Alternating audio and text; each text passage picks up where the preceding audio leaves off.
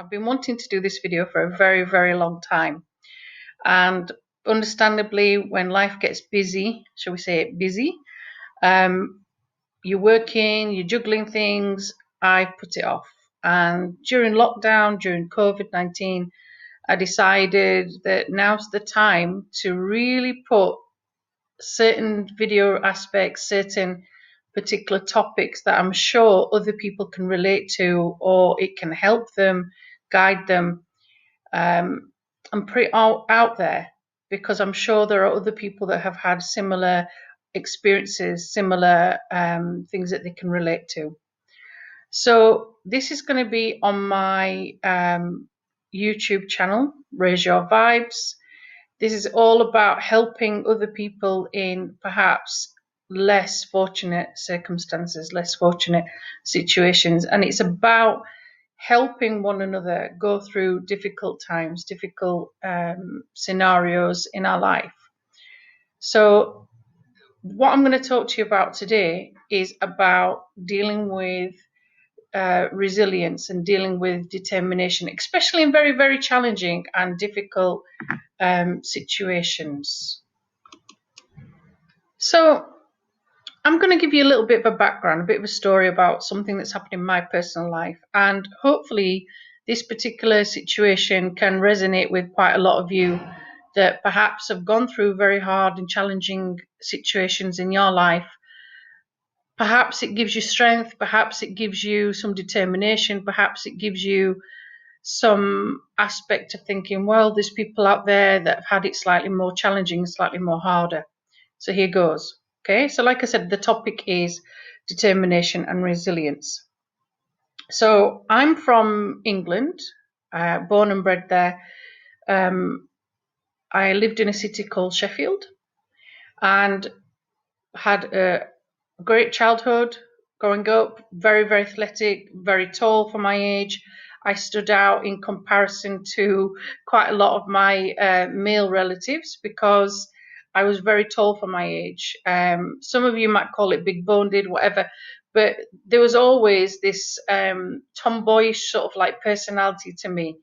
And I couldn't help but get involved with some of my male cousins. Now, I'm from a Muslim background, so for a young girl in the 1980s, early 1980s, to be a tomboy, shall we say, is something that, you know, society sort of frowns upon. But I couldn't help it. It's something within my genes, something I couldn't help enjoying and liking. And I'm still like that to this day. There are still things that I love about that sort of aspect of my life.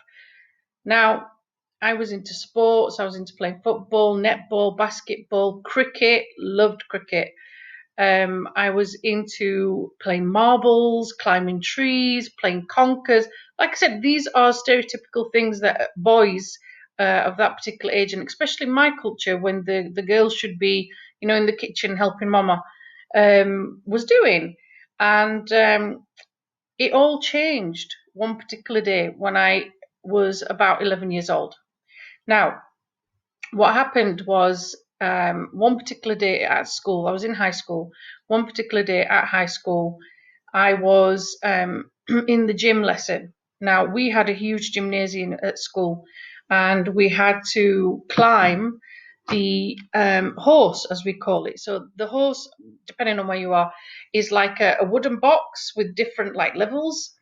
And what you do is you jump on like a little trampoline, jump onto like the horse, and then jump off. This one particular day, for some reason, not sure why, and don't get me wrong, I'd always spent most of my time in and out of hospital with various sprains, various injuries, because I was athletic, and it's something that happens to kids, doesn't it? Where you hurt yourself, sprain yourself, whatever. Well, this particular day, I landed on this horse, fine. But when I jumped off the horse to land on the mat, didn't go as expected. Now, at the time, we thought, and my school thought, the school nurse thought, I twisted an ankle. My parents took me to the hospital.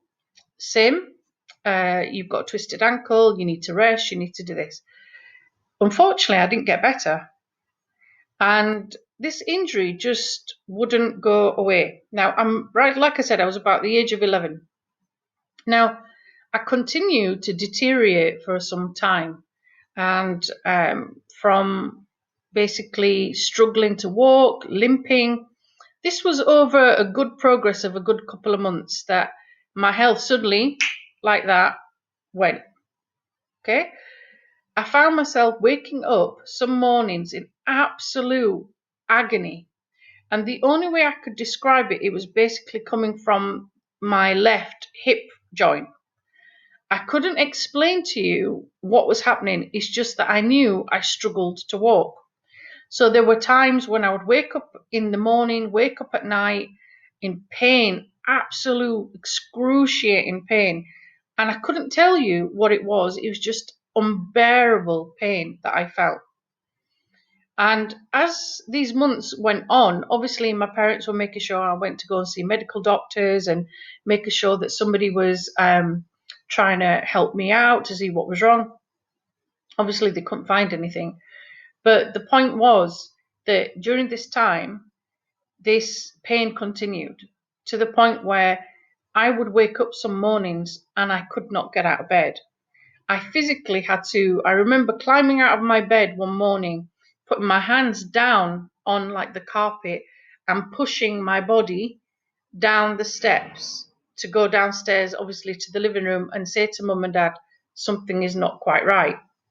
And, understandably, this was a very, very difficult time for my family, for my siblings, for me. Something weird, something strange was happening to my body. Now, going back to our topic, it was very, very hard to go to the hospitals. I saw various doctors and repeatedly, and I'm talking from a stretch from the age of 11 right up till I was 18. Okay. I was told there's nothing wrong with you. Okay. Now, you can imagine how painful that is to hear and how frustrating that is to hear. And these couple of things happened to me during that time, and I will never forget it because I had been a very quiet, very placid person, and suddenly my life had flipped from being very active to basically unable to do anything. I spent 2 years in and out of hospital. I spent most of that time in the hospital, from various tests to staying in the hospital.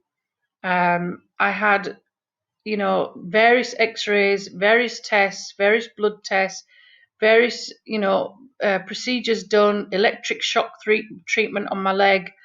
You name it, they just threw everything out at me. But the main thing was they kept saying, there's still nothing wrong, there's still nothing wrong.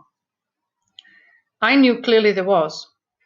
And there was things that I had to come across that were extremely challenging, especially for a child of that age. And I think I matured very, very quickly, very quickly. I was always a sensible, mature child, being the eldest child. But I think this particular predicament, anyway, made me extremely, more resilient and strong and determined.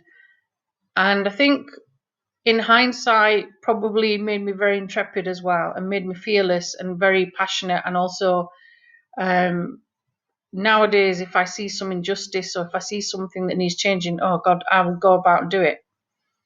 Going back to my scenario, some things that they did, clearly when they test you, in the hospital. So, for example, they checked the movement of one leg with the other leg. They could tell something was clearly not right, but no tests, nothing was showing up on x-rays or CAT scans or MRI scans, nothing. So you can imagine it's extremely frustrating, okay? One of the things that they did was they took tissue samples, they did biomedical analysis on the tissue samples, and found that there was nothing wrong. And one of the things that I found really, really insulting, but I can understand, really, really insulting prior to having this situation done, was, being uh, seen by this shrink. Now, I'll never forget that particular scenario because my condition worsened at that time, and I was in the children's ward, and the hospital, refused to give me crutches at that time. They refused to give me any mode of moving around. I took the initiative to get some of the other children in the ward to get me one of the shower chairs. Now, you might think, why were you doing that? But the hospital just didn't have faith, didn't believe that there was something physically wrong with my body. And this was sort of proved on a day when this Asian, clinical psychologist came to see me. And I will never forget him approaching my bed and saying, I need to have a talk with you, and we need to have a little chat.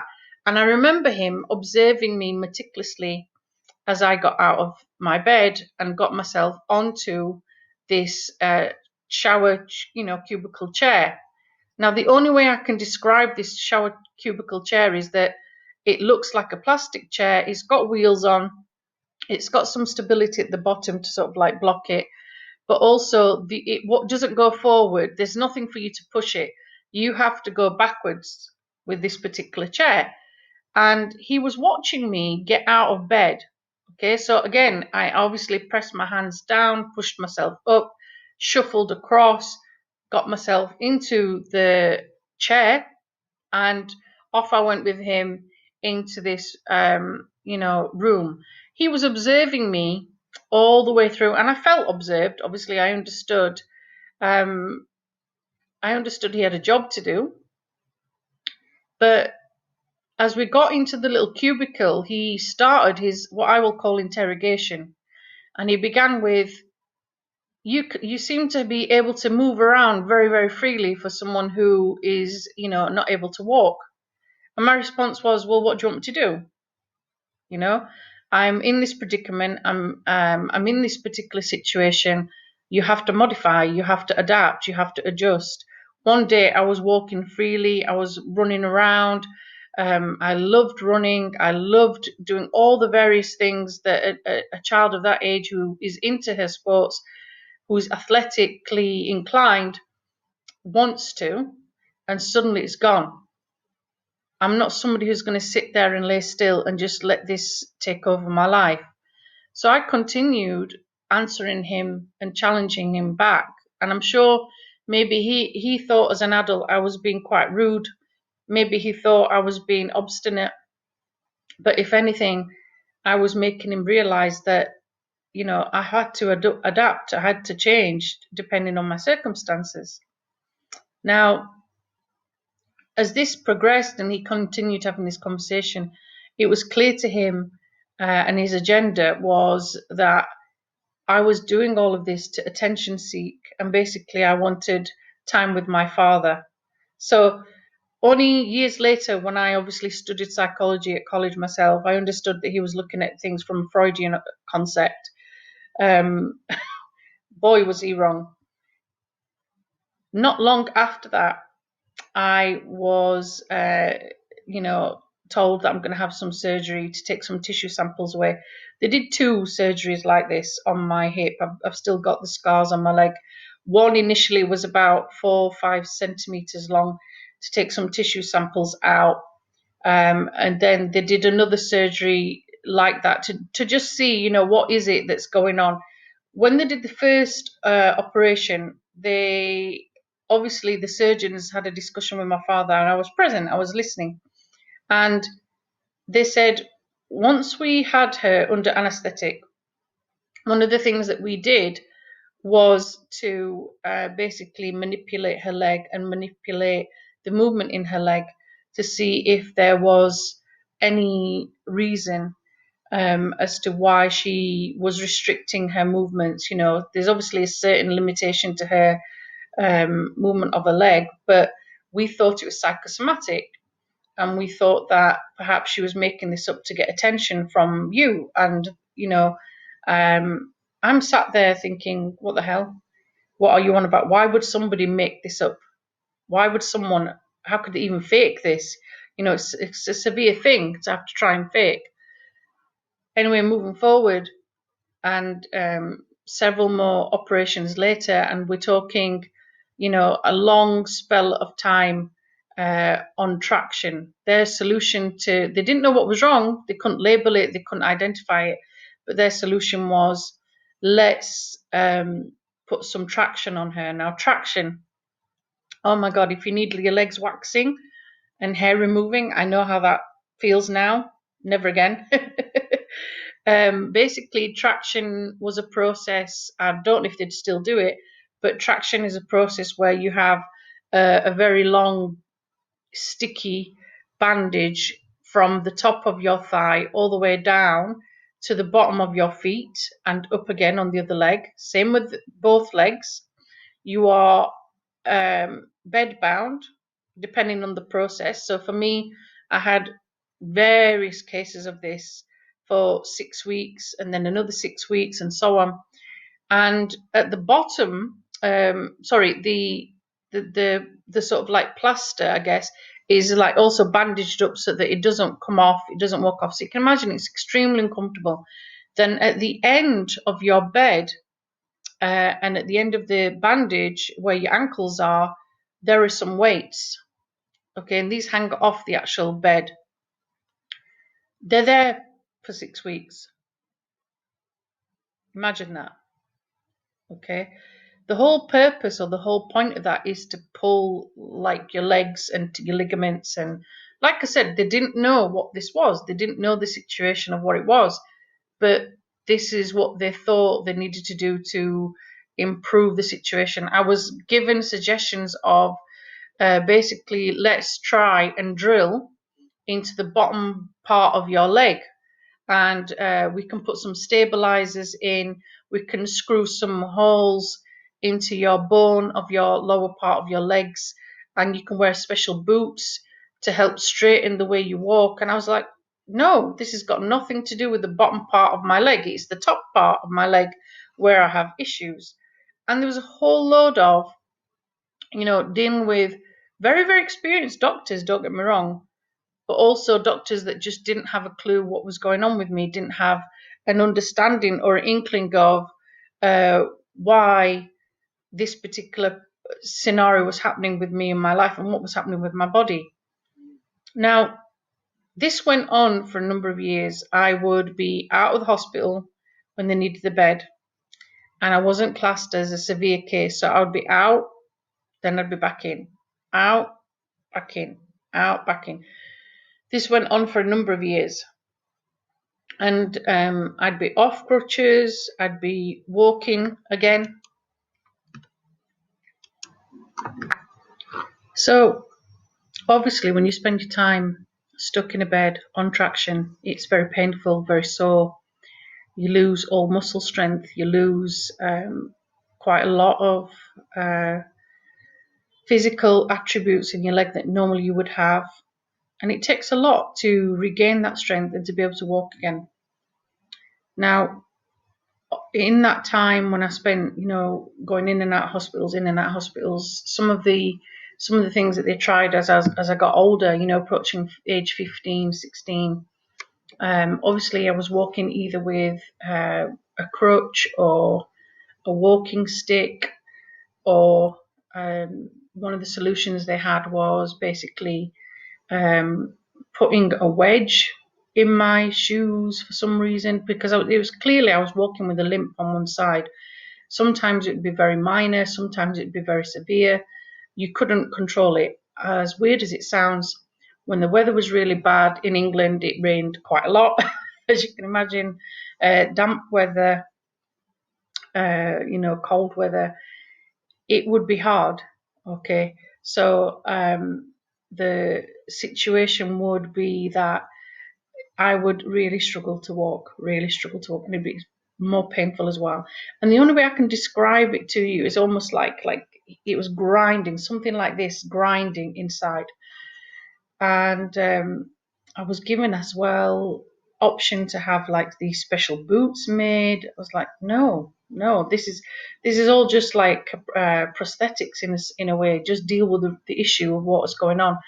They even did a situation where they were at a loss of what to do, so they were going to send me to Great Ormond Street, but my family refused to do that. Obviously, that's in London, far away. But they did have a huge selection of doctors instead that would come up and hold discussions, hold, deliberation as to what happened. Now, only when I got to the age of, I think, 17, 18, and I start to have some x-rays done then, because obviously you're having regular checkups with the orthopedic department. One x-ray showed something.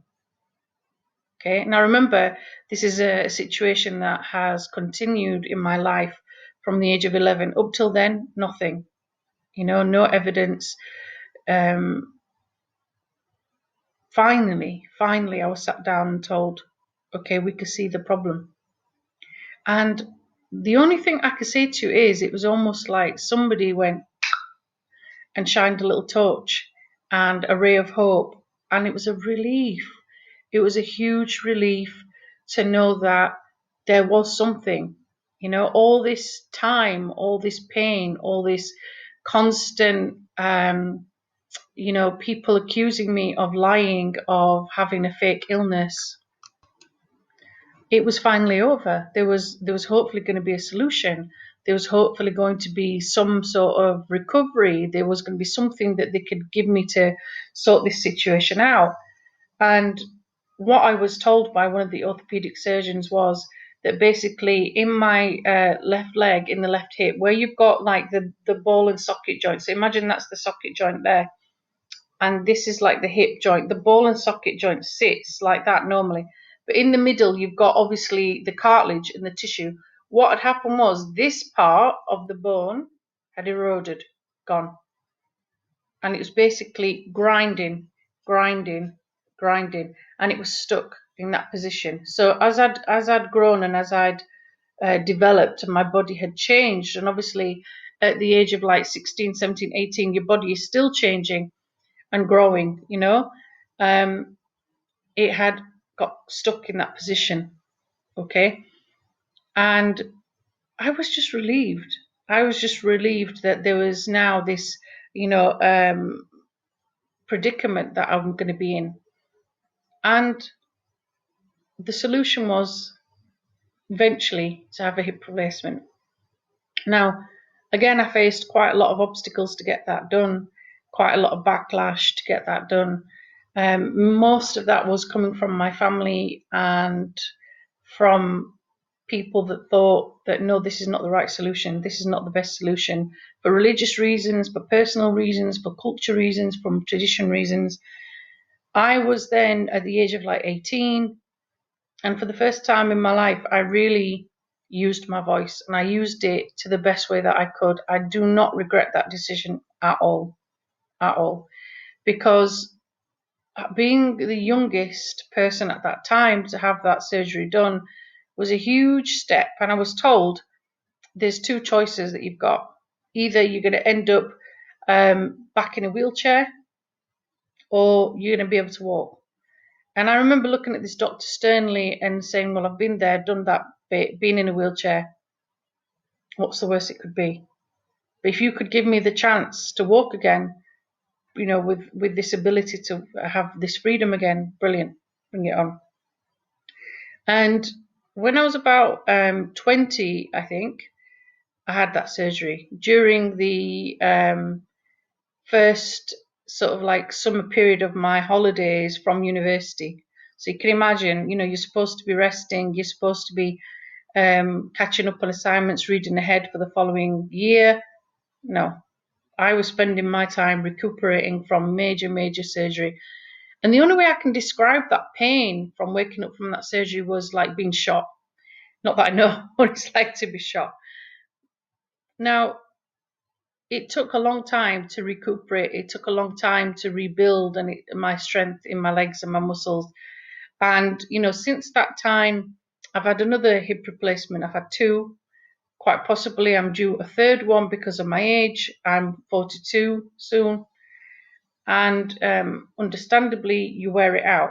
The first one I had done was meant to last 25 years. It didn't. last that long. But I was a guinea pig at the time. They said, that doing this particular surgery on me was going to help quite a lot of people. And years into the future, you see people coming from wars, and you see how technology has advanced and how they are able to, reproduce limbs and reproduce hip surgeries. One of the biggest challenges I had was trying to convince these doctors to give me that one chance, because the minimum age was 60, and I'm 20 at this age, and I'd suffered enough. And if it wasn't for my resilience, it wasn't for my stubbornness, if it wasn't for me not giving up on myself and just saying, no, this is not good enough, this is not good enough, I would never be in the position I am now. Now, I appreciate that's a long-winded story, long-winded background, but it needs to be clear, because if it wasn't for that, I wouldn't have done half the stuff that I've continued to do in my life. I haven't given up from challenges. I've cruised on. I haven't given up from being intrepid. I haven't sat back and let life escape me. If anything, I've gone out to seek it. And the reason I'm saying this personal story to you is that there are going to be some of you out there that do feel doom and gloom, that do feel sad, that do feel pessimistic, that do struggle, that do find, black holes where there's supposed to be light. And all I'm saying to you is, through my particular story, never give up. Be determined. Be optimistic. Be intrepid. Be that person that fights, that fights to keep going forward. No matter the predicament, no matter the situation, you've got this. You've got this. That's all for now. Take care. Stay strong. Remember to be resilient. Remember to be a fighter. Stay strong.